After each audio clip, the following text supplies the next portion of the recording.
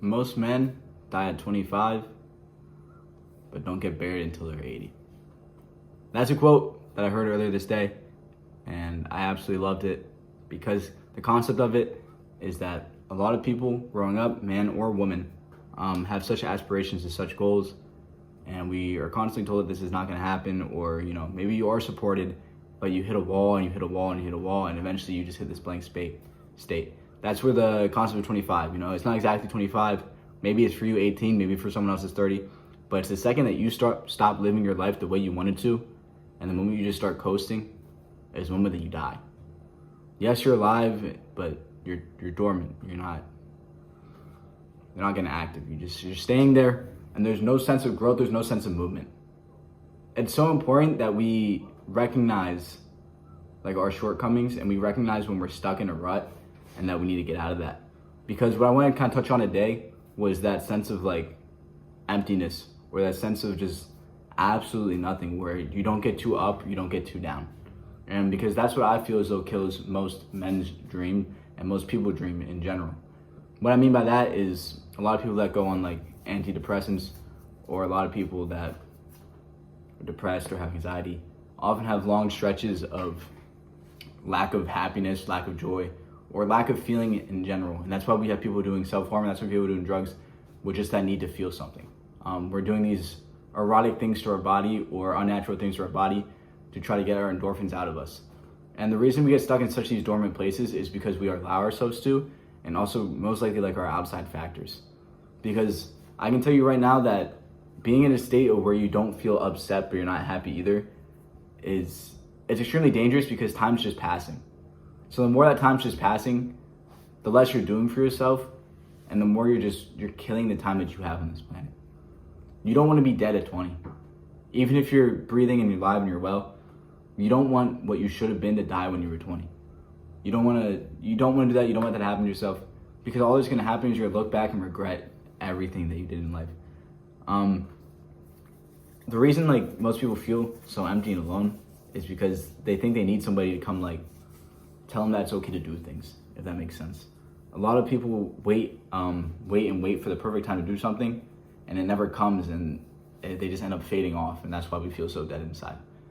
But there's another really good quote that I like, and there's a man with a loaded gun, and he's sitting there, he's posted up in the tree line, and he's just waiting for his perfect shot. He waits and he waits and he waits, and before you know it, the day ends, and he's just got his perfect shot sitting here. And it's the fact that that man is gonna die with a fully loaded clip, because the perfect shot isn't there. The perfect shot doesn't exist. Look at an athlete. Look at Aaron Judge. Look at the percentage of home runs Aaron Judge hits every time he steps to the plate. That's just probably 9%. 9% every time he swings the bat does he hit a home run. But he's one of the best athletes in the sport. If you sit there and you put up your gun and you take that shot 10 times and you miss 9 and you hit fucking 1, guess what? You start to feel something. You start to feel alive. Because you're just sitting there stagnant and you don't waste a singular fucking round, you're just waiting for the perfect moment, you want them just flat, you feel dead. You need to surround yourself with other people that try as well. Surround yourself with people that are shooting those shots. Surround yourself with people that can bring something out of you. And if you have nobody and you're genuinely out and just out on your luck, you need to bring it to yourself to self-motivate. Being stagnant can kill you in so many ways before you're dead. You're gonna stop taking care of yourself. You're not gonna act the same. Your sense of humor is gonna die off. You're gonna feel isolated, and isolation is a scary spot to be in, especially as a man, because our thoughts flow freely, and they get really loud really quick, and that's why people tend to go to outside measures such as drugs, medications, or just things that they would never do when they felt not themselves. And it's on us, especially as people, to check in on those that you feel are isolated. Look, I'm not saying there's anything wrong with alone time. I'm probably the biggest fucking component of alone time. I love being alone more than anybody I know.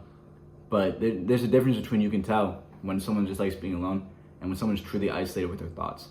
If you see somebody just on the side of the road sitting at 12 a.m. with their hoodie on and their arms crossed, that's probably the person you need to be checking up on. Because as I was getting to, when you sit alone with your thoughts can turn bad really quick if you don't check it. Because it's easy when you're in motion to stay in motion. So when you have good thoughts, it's easy to pile on good thoughts, but it's also the same vice versa. when you have really bad thoughts, it's really easy to pile on really bad thoughts. So if you're having a bad day and you isolate yourself and you just let it sit with that, you're probably gonna start building up all these bad things, all these bad pressure like in your head. And before you know it, like you're gonna blow. It's a really good saying by Mike Tyson, and saying, when you're favored by God, you're also favored by the devil. Maybe I'll throw that clip in here. All this good stuff happening to you, know what that means? That you're favored by God. You know that, right? Yeah. You know that, right? But this is something that you may not know too. When you're favored by God, you're also favored by the devil. He's coming for you too. Boom. Mike Tyson clip. Fucking for the video of the day. But basically, the way I interpret that quote, even if you're not religious, is that when you know you are capable of such potential and you can see these dreams in front of you, but you're going to be held back just as much as you're capable of them. So just as much as you're capable of reaching every single goal you want to, just know that something's pulling you back just as strong. And it's on us to keep pushing. So the second that we give up and we let this weight pull us back, and we're just stuck here, the reason it's so, like, it doesn't hurt to be stagnant, right? You don't realize it. Time just wastes. It's going to hurt because when we're running, this rubber band's pulling us back. We just have to keep stretching it. I go on and on about it. I don't really want to sit here and just repeat myself on camera to you guys, because you probably get sick of it too. But it's just the fact that